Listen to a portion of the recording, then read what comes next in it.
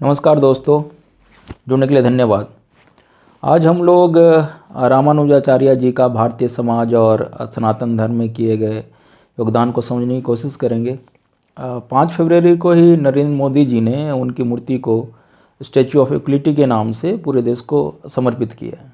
यदि आप news channel देखते हैं या सोशल मीडिया को फॉलो कर रहे हैं तो अब तक आप स्टैचू ऑफ इक्वलिटी के बारे में ऑलरेडी बहुत कुछ जान चुके होंगे।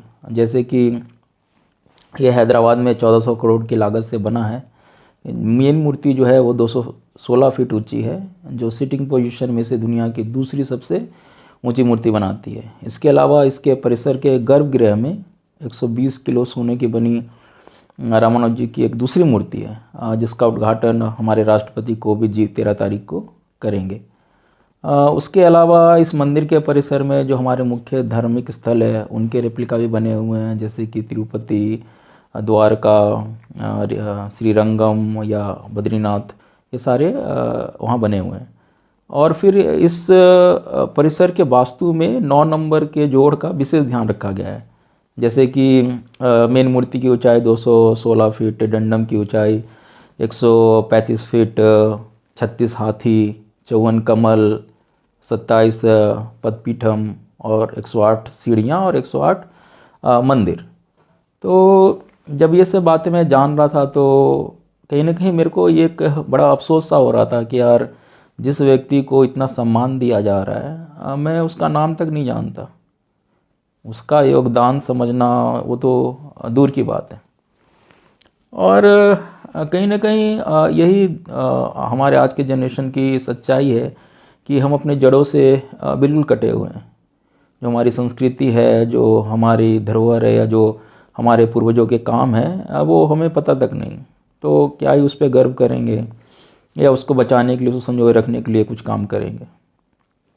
खैर, जब मेरे को एहसास हुआ तो मैंने उनके बारे में जानने के लिए पढ़ना शुरू किया। पिछले 2-4 दिनों से रेगुलरली गूगल कर रहा हूँ, जो भी कंटेंट मिल रहा है उसको पढ़ने की कोशिश कर रहा हूँ, उनके योगदान को समझने की कोशिश कर रहा हूँ, ये जानने की कोशिश कर रहा हूँ कि समाज पे जो उनका क्या प्रभाव रहा।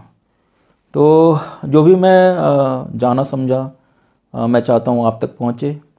तो चलिए हम शुरू करते हैं, समझते हैं रामानुज जी का भारतीय समाज और सनातन धर्म के लिए क्या योगदान है और क्यों हर भारतीय को उन पे गर्व होना चाहिए। तो चलिए शुरू करते हैं। रामानुज जी ने सनातन धर्म को एक नया विचार, एक नया दर्शन दिया, जिसे विशिष्ट अद्वैता के नाम से जाना जाता है। इंग्लिश में इसको क्वालिफाइड नॉन डुअलिज्म फिलॉसफी कहते हैं। अभी ये पहली बार पढ़ा तो मेरे पल्ले कुछ नहीं पड़ा, तो आप भी घबराइए नहीं, थोड़ा पीछे शुरू करते हैं। तो यदि आप एक हिंदू हैं तो आप इतना ज़रूर जानते हैं या मानते हैं कि ईश्वर एक है, बस उसको पाने के तरीके अलग अलग हैं। और जो हमारी आत्मा है वो कभी मरती नहीं है, वो बस एक शरीर छोड़ के दूसरे शरीर को धारण कर लेती है। और हम इंसान के जीवन का जो एक अंतिम लक्ष्य है वो इस जीवन मृत्यु के चक्र से बाहर निकलना है और मोक्ष को प्राप्त करना है। यानी कि जब हमारी आत्मा उस परमात्मा, उस एक ईश्वर से जाके मिल जाए। तो ये हमारे सनातन धर्म का मूल सिद्धांत है। अब सनातन धर्म अपने आप में एक संस्कृत वर्ड है, जिसका अगर आप इंग्लिश में अनुवाद करें तो इसे इटर्नल लॉ बोलते हैं। मतलब कि वो सिद्धांत, वो नियम जिसको कभी बदला ना जा सके, जिसको कभी तोड़ा ना जा सके, जिसको कभी झुटलाया ना जा सके, या जिसमें कोई मिलावट ना की जा सके। तो अब आप जब सोचो कि ये सनातन धर्म का जो सिद्धांत है, ये सार है, वो आया कहाँ से। तो इनकी जड़ों में हमारे वेद हैं। अब वेदों को देवों की वाणी बोला जाता है। इसको क्लासिफाई किया जाता है ऐसा श्रुति, यानी कि सुना हुआ।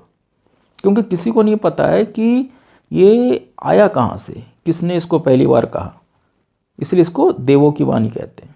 बट बाय रफ एस्टिमेट ऐसा माना जाता है कि अराउंड 7000 BC ये समाज के प्रचलन में आया, और तब से 6000 सालों तक ये मौखिक रूप से एक जनरेशन से दूसरे जनरेशन तक पास होता गया। थ्रू गुरुकुल्स, या जैसे पेरेंट ने अपने बच्चों को बताया, उन्होंने अगले जनरेशन को बताया, इस तरह से। और फाइनली जब इंसानों ने लिखना सीखा अराउंड 1500 टू 1200 BC, उस समय इसको संस्कृत में फाइनली रिटन फॉर्म में लिखा गया। और हर पैमाने से आज भी जो वेद हैं वो वर्ल्ड के कह लीजिए सबसे पुराने स्क्रिप्चर हैं, उनको माना जाता है सबसे पुराने स्क्रिप्चर। जो लिखित वेद है उसके फिर 4 क्लासिफिकेशन है, ऋग्वेद, यजुर्वेद, सामवेद, अठारवेद। और फिर ये जो 4 वेद हैं उनके अपने ही अंदर 4 चैप्टर्स हैं, जिसमें आता है संहिता, ब्राह्मणा, आरण्यक और उपनिषद। तो फिर ये जो हमारे वेद हैं वो बताते हैं कि ईश्वर कौन है, उसका स्वरूप क्या है, उसकी शक्तियाँ क्या है, सृष्टि से उसका रिश्ता क्या है, या हम इंसान उस ईश्वर को कैसे पा सकते हैं, उसके तरीके क्या हैं, एक इंसान का या कह लीजिए धर्म क्या है, सत्य क्या है, असत्य क्या है, या एक इंसान का अपने आचरण कैसा होना चाहिए प्रकृति के साथ, अपने लोगों के साथ, अपने ईश्वर के साथ। तो ये जो सारी बातें हैं वो इन वेदों में लिखी हुई है। अब जो ये वेद हैं ये अपने आप में इतने वास्ट हैं, और इनकी जो कह लीजिए व्याख्या है, इनके जो भाव हैं वो इतने गहरे हैं कि हर इंसान के लिए पॉसिबल नहीं है कि वो उसे जस्ट पढ़ लेगा और समझ लेगा। अगर मॉडर्न एग्जांपल देके बताऊं तो आप अगर फिजिक्स के कुछ थ्योरम पढ़ रहे हैं, थ्योरी पढ़ रहे हैं, तो आपको पल्ले नहीं पढ़ रहा, आप कॉलेज में जाते हो, प्रोफेसर आपको समझाता है, आप उसे समझते हो, सीखते हो। तो आप ऐसा समझ लो कि रामानुज जी वेदों के प्रोफेसर हैं। उन्होंने वेदों पे रिसर्च किया, अध्ययन किया, गहन किया, उसकी पढ़ाई की है, उसमें जाके समझा है, और उन्होंने एक दर्शन पेश किया है जिसे विशिष्ट अद्वैता कहते हैं। और अभी ऐसा नहीं है कि जो रामानुज जी हैं वो पहले हैं जिन्होंने वेदों का कह लीजिए इंटरप्रिटेशन किया, एक दर्शन दिया है। तो हमारे वेदों के जो और भी आचार्य आए, उन्होंने अपने अपने हिसाब से एक कहते हैं ना एक दर्शन प्रस्तुत किया समाज के सामने। हाँ, वो ठीक है कि सब उसी मूल जो सिद्धांत है अपने सनातन धर्म के उसी पे बेस्ड हैं, बट सबके जो थोड़ा इंटरप्रिटेशन में स्लाइट बिट डिफरेंट है, जो वो देवों को जो जिस पोजीशन पे रखते हैं और जो उनके पाने के लिए जो रास्ते बताते हैं, तो उस बेसिस पे फिर हमारे समाज में 3 मुख्य जो कहते हैं ना फेथ निकल के आए, वैष्णिज्म, सैविज्म और शक्तिज्म। तो वैष्णिज्म में बस ये है कि जो सबसे ऊंचा स्थान दिया जाता है वो भगवान विष्णु को दिया जाता है, माना जाता है कि जो बाकी सब है वो भगवान विष्णु के स्वरूप है। शैविज्म में वही है कि भगवान शिव को सबसे ऊंचा स्थान दिया जाता है और बाकी देवताओं का उनका स्वरूप बताया जाता है। और शक्तिज्म में जो कह लीजिए कि माँ जगदम्बे हैं, उनको माना जाता है कि वो सबसे ऊपर हैं, और बाकी जितनी भी देवियाँ हैं, काली, पार्वती, माँ दुर्गा, सरस्वती माँ, या और भी जो भी बोल लीजिए, इवन भगवान शिव और भगवान विष्णु को भी माँ जगदम्बे का शक्ति रूप या उनका एनर्जी फॉर्म में देखा जाता है शक्तिज्म में। तो ये जो सारा कुछ है वो ही हमारे सनातन धर्म का कह लीजिए कि कोर है, और इसके ऊपर ही बाकी जितने भी आप देखते हैं पूजा पद्धति वगैरह ये सब आगे चल के बनते गए। तो यदि आप सनातन धर्म के मूल सिद्धांतों को मानते हैं, उसके बताए गए रास्ते पे चल रहे हैं, तो आप एक हिंदू हैं। तो चलिए फिर अभी इतना अगर आप समझ चुके हैं तो अब हम समझते हैं रामानुज जी के उस विचार को, उस दर्शन को। तो जो पहली इम्पोर्टेंट बात उन्होंने बताई, और आप कह लीजिए जो पहले के जो कुछ आचार्य थे, गुरु थे, उनका जो ये कहना था कि ये जो पूरी सृष्टि है, राइट, ये एक माया है, ये बस एक ईश्वर की कल्पना मात्र है। पर रामानुज जी का कहना था कि ऐसा सोचना कहीं ना कहीं जो भगवान की शक्तियाँ हैं, उसकी जो रचना है, उसको छोटा करके देखने जैसा है। उनका कहना था कि ये जो भी है इस सृष्टि में वो सब वास्तविक स्वरूप में है, सब सत्य है। बस ये है कि वो जो वो ईश्वर है उसके रूप है। उनके हिसाब से जो ये सारी चीज़ें, सारी सृष्टि है, उसके 3 तत्व हैं, परमात्मा, आत्मा और प्रकृति। तो आप समझिए जो परमात्मा है वो आपके जो ईश्वर हो गए, राइट, वो सुप्रीम सोल है। उसके अलावा जो बाकी जितने भी जीव हैं वो उसी परमात्मा का एक अंश है, उसी का एक हिस्सा है, और वो अपने प्रकृति से घिरे हुए हैं जो उनको एक आइडेंटिटी देती है। अगर मैं अभी हम इंसानों के टर्म में समझाऊं, राइट, तो हमारे अंदर जो हमारी आत्मा है वो हमारी भौतिक शरीर में कैद है, और जो हमारी प्रकृति है, जैसे कि हमारे इमोशन है, लालच है, स्वार्थ है, या कह लीजिए घृणा है, काम है, वासना है, जिस तरह के भी इमोशन है, अच्छे बुरे, वो हमारे सोल को एक तरह से घेरे हुए हैं, और वो हमें एक आइडेंटिटी दे रही है जो हमें एक दूसरे से अलग कर रही है, और हमें वो ईश्वर से भी वो उसी तरह से अलग कर रही है।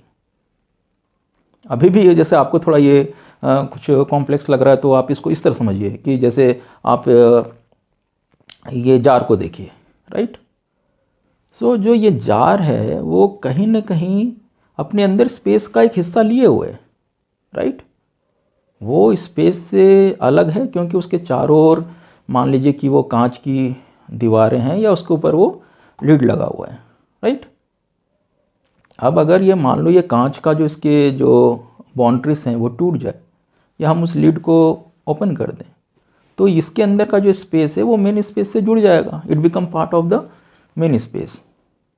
तो रामानुजी का वही कहना था कि जो हर जीव है इस धरती पे, या हम जो हर इंसान है, वो उसी परमात्मा का एक अंश है। बस वो जो अपने प्रकृति के कारण वो एक अलग आइडेंटिटी लिए हुए है। तो जो विशिष्ट अद्वैता थ्योरी है उसके हिसाब से, या जो उनका जो दर्शन है उसके हिसाब से, हम सब उसी ईश्वर के एक अंश हैं, और बस हम उससे इस तरीके से अलग हैं, राइट, ड्यू टू अवर प्रकृति। सो ये थी उनकी पहली बात जो ईश्वर और सृष्टि के बीच के रिश्ते को एक्सप्लेन करती है।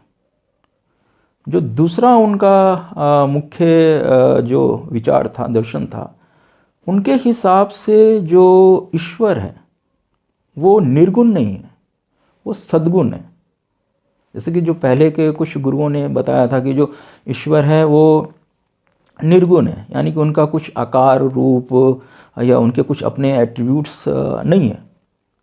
अगर कहीं ना कहीं अगर आप इस थ्योरी पे चलें तो it is close to Islam, क्योंकि वहाँ भी उनका वो मानना है कि जो ईश्वर के कोई रंग रूप नहीं है, इसलिए वो कोई मूर्ति या इस तरह की पूजन नहीं करते। पर रामानुजी का कहना था कि नहीं, ऐसा नहीं है, जो ईश्वर है वो निर्गुण नहीं है, वो सद्गुण है। मतलब कि उसमें भी गुण है, पर वो सिर्फ अच्छे गुण हैं, उनमें कोई विकार नहीं है। तो उनके हिसाब से जो ये जो ईश्वर है, ये जो परमात्मा है, उनके हिसाब से ये भगवान विष्णु है।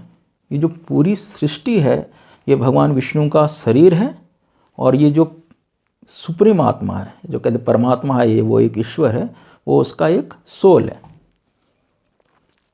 और फिर जो आप कह लीजिए कि जैसे इनके जो डिफरेंट इमोशंस है, लेकिन इनको आप कह लीजिए कि जो इनका क्रोध रूप है या उस तरह का रूप है वो भगवान शिव है। इनका जो रचनात्मक रूप है वो भगवान ब्रह्मा है। और भगवान विष्णु समय समय पे धरती पे हर युग में कहीं ना कहीं अवतार लेते आए हैं। आज तक भगवान विष्णु के 9 अवतार आ चुके हैं, जिसमें मत्स्य है, कौरमा है, बारह है, वामन है, नरसिम्हा है, परशुराम जी हैं, श्री राम, श्री कृष्ण और भगवान बुद्धा है।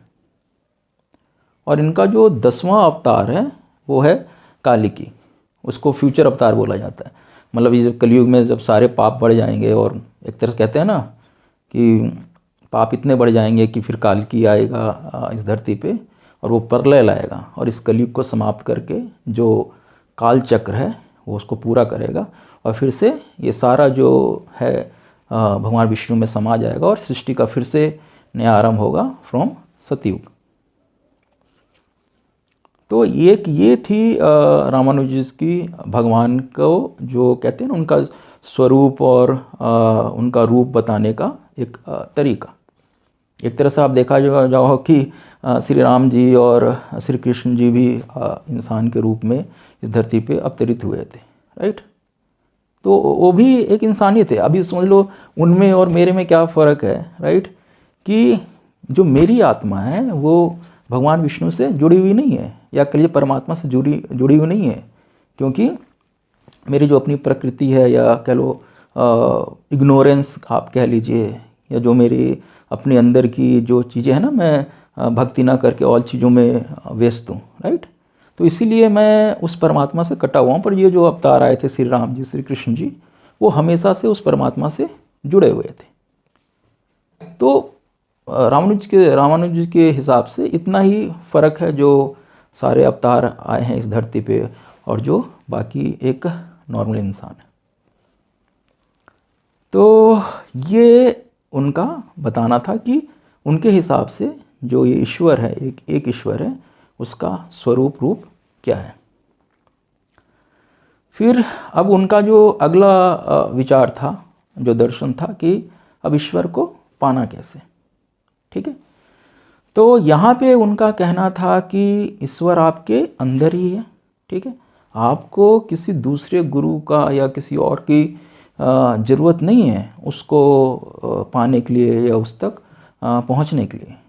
आप जो ईश्वर आपके अंदर है, आप खुद उस ईश्वर के ही एक अंश हो। तो उस अपने अंदर के आत्मा को आप पहचानो। आप ईश्वर को भक्ति के द्वारा और अपने कर्म के द्वारा पा सकते हो। कर्म का मतलब कि आपके कर्म जितने अच्छे रहेंगे, यानी कह लीजिए कि विकार कम होंगे, सद्गुण ज़्यादा होंगे, राइट। आप जितने कहते हैं ना स्थिर होंगे, क्रोध कम होगा, लालच कम होगा, स्वार्थ कम होगा, इस तरह की चीज़ें, उतना आप करीब रहोगे वो जो परमात्मा है, जो सद्गुण है, उसके करीब रहोगे अपने कर्मों के द्वारा।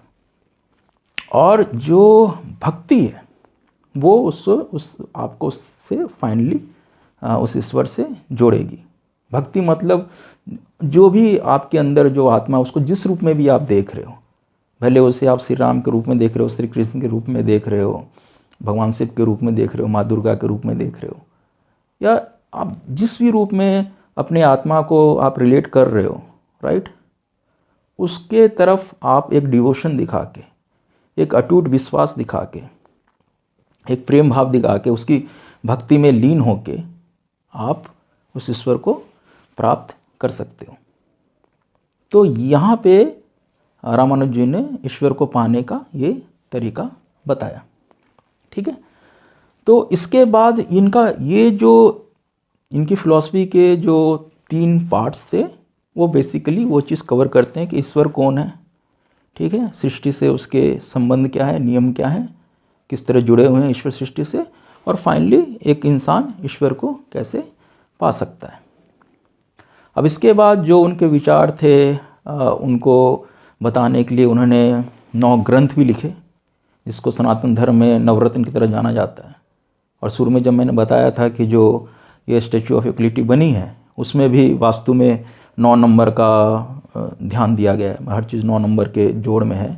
उसके कारण यही है कि ये जो रामानुज जी के नवरत्न है, 9 ग्रंथ है, उनको रिप्रेजेंट करने के लिए उस वास्तु का ध्यान में रख के बनाया गया। अब जो इनके जो ये 9 स्क्रिप्चर हैं, या जो 9 ग्रंथ हैं, वो हैं इस तरह से। उसमें पहला है वेदांत संग्रह, जिसमें जो उनकी मेन फिलॉसफी है विशिष्ट अद्वैता, उसको एक्सप्लेन किया गया है। फिर है श्री भाष्य, जिसमें वेदों के जितने भी सूत्र हैं, मंत्र हैं, उनको एक्सप्लेन किया गया। फिर है गीता भाष्य, जिसमें उन्होंने भगवत गीता पे अपनी जो विचार रखे हैं उसको समझाया है।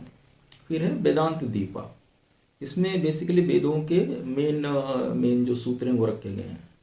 फिर आता है वेदांत सारा। वेदांत सारा बिगिनर्स के लिए है, यू कह लो कि जो मोर सिंप्लीफाइड वे में जो उसके काफ़ी जो बेसिक्स हैं वेदों के, वो उन बातों को बताया गया। फिर है शरणागति गद्य, जिसमें भगवान विष्णु के रिलेटेड सारे प्रेयर हैं। श्रीरंगा गद्य, जिसमें भगवान विष्णु की भक्ति करने के जो सारे रास्ते तरीके हैं, पूजा पाठ वगैरह, वो सब बताए गए हैं। फिर है बैकुंठ गद्य। बैकुंठ बेसिकली जो स्वर्ग है भगवान विष्णु का, उसमें बताया गया है कि जब आप मोक्ष प्राप्त कर लेते हैं तो जो आपकी आत्मा है उसको वहाँ क्या पोजीशन मिलता है, और उस तरह की चीज़ें। और फाइनली है नित्य गाथा, जिसमें इंसान के, कहते हैं ना, डे टू डे लाइफ में आचरण कैसा रहना चाहिए, समाज की तरफ, प्रकृति की तरफ, दूसरे लोगों की तरफ, या डे टू डे लाइफ में आपकी एक्टिविटी कैसी होनी चाहिए, उसके बारे में बताया गया।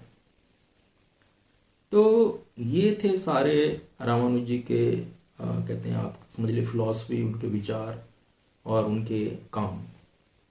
तो अब हम समझेंगे कि उनकी इस फिलॉसफी ने, उनके जो ये विचार थे, उन्होंने आने वाले दिनों में भारतवर्ष को या हमारे सनातन समाज को कैसे इम्पैक्ट किया, उस पर क्या असर डाला। रामानुज जी के विचारों के कारण या समाज के बीच किए गए उनके कामों के कारण 11वीं सेंचुरी के बाद वैष्णविज्म भारत में हिंदुओं के एक मुख्य आस्था के रूप में स्थापित हुआ। आज 70% के करीब लोग हैं जो वैष्णविज्म को ही फॉलो कर रहे हैं। वो कहीं ना कहीं जो भगवान विष्णु के जो मूल रूप हैं, अवतार हैं उनके, श्री राम या श्री कृष्ण की पूजा कर रहे हैं। उन्होंने अपने 120 साल के जीवन काल में तमिलनाडु से लेके नॉर्थ में एज फार एज कह लीजिए आप, जो कश्मीर का शारदा पीठ है, वहाँ तक का सफ़र तय किया। उन्होंने पूरे भारत में 108 मंदिरों का या मठों का निर्माण करवाया। इनफैक्ट जो स्टैचू ऑफ इक्वलिटी है, उसमें भी आपको ये जो 108 मंदिर है या मुख्य धार्मिक स्थल है, उनका रेप्लिका मिल जाएगा। और साथ ही साथ जो भी मठ थे, उन्होंने ये सुनिश्चित किया उसको छोड़ने से पहले कि वहाँ पे कोई ना कोई वेदों का एक ज्ञाता है ना, वो नियुक्त करके जाएं, ताकि जो भी लोग आ रहे हैं उसको वो उनकी जो विशिष्ट अद्वैता की फिलॉसफी है, जो वैष्णविज्म के जो उनके विचार हैं, वो उन तक पहुँचा सके या उनको समझा सके, लोगों के बीच जो भी शंका है उसको दूर कर सके। तो इसके कारण ही वैष्णविज्म आज हिंदुओं का एक मुख्य आस्था है, जिसको मोस्टली लोग फॉलो कर रहे हैं। रामानुज जी ने जो ईश्वर को पाने का भक्ति और कर्म का रास्ता बताया, उससे 12th सेंचुरी से लेके 16th सेंचुरी के बीच में भक्ति मूवमेंट बड़ी तेजी से पूरे भारत में फैला। अभी ईश्वर को पाने के लिए किसी को किसी वेद की ज्ञाता की जरूरत नहीं थी। अब हर इंसान खुद के अंदर ईश्वर को पहचान कर अपने कर्म और अपनी भक्ति द्वारा उसको पा सकता था, जिस कारण से हर रीजन में लोकल लिटरेचर का काफ़ी प्रभाव बड़ी तेज़ी से बढ़े। भजन, गीत, प्रार्थना, अलग अलग पूजा पद्धति का विकास हुआ। बाद में रामानंद, कबीर, चैतन्य, गुरु नानक या मीराबाई जैसे गुरु हुए, जिन्होंने हिंदुओं को ये भक्ति की राह दिखाई और ईश्वर से जो कहते हैं जुड़ने के मार्ग को प्रशस्त किया।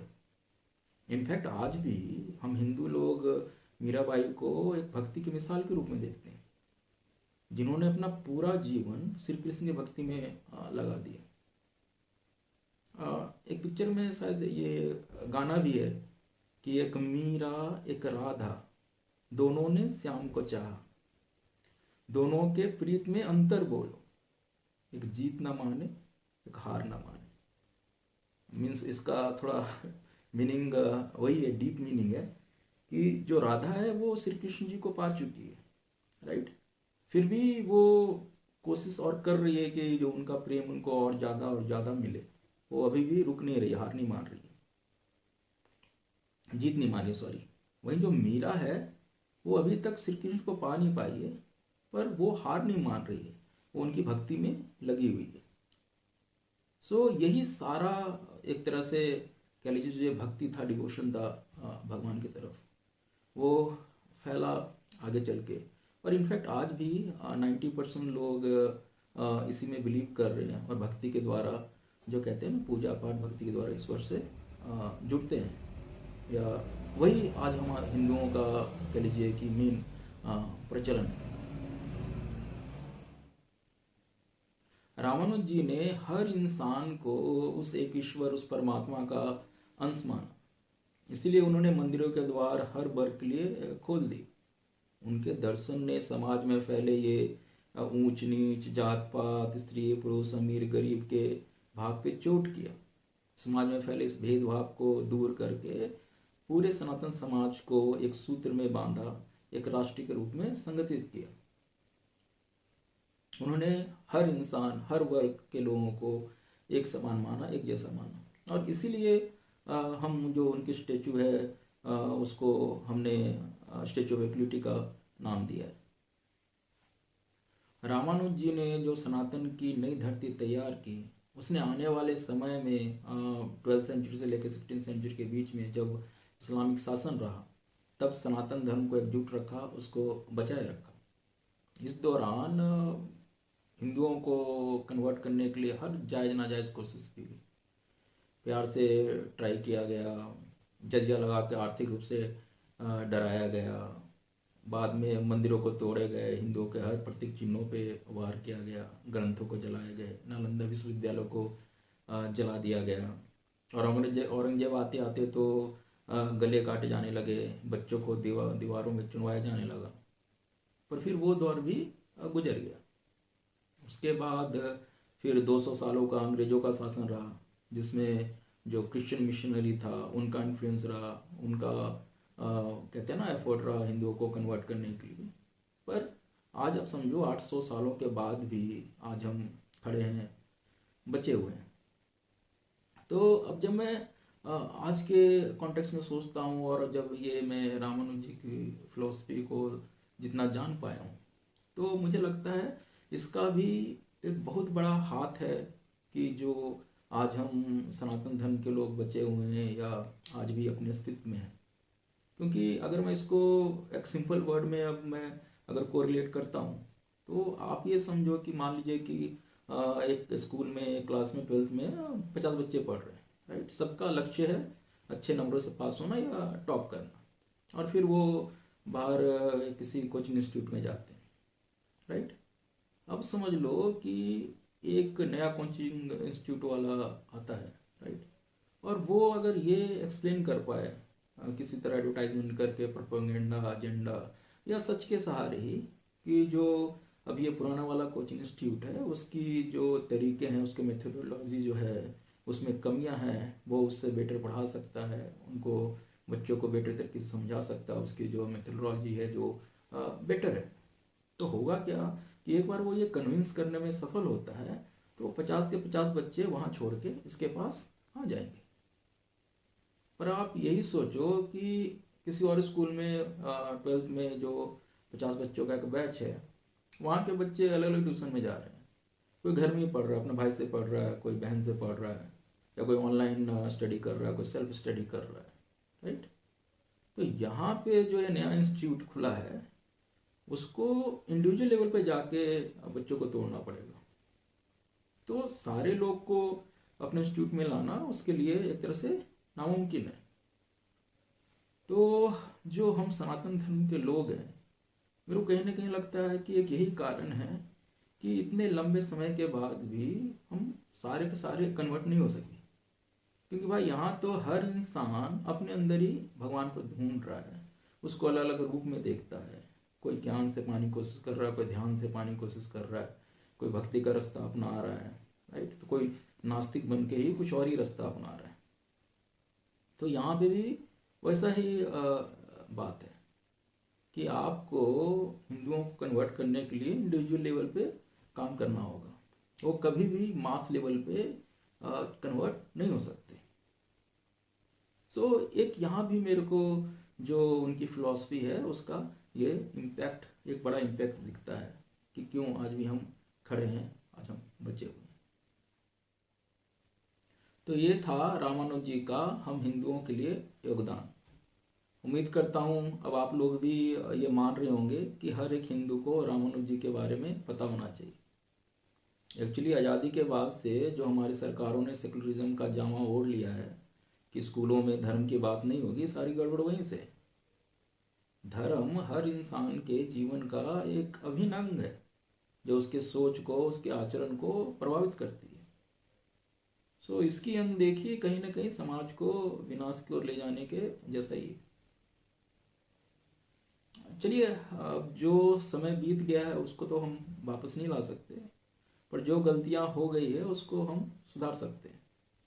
और स्टैच्यू ऑफ इक्वलिटी उसी दिशा में एक कदम है।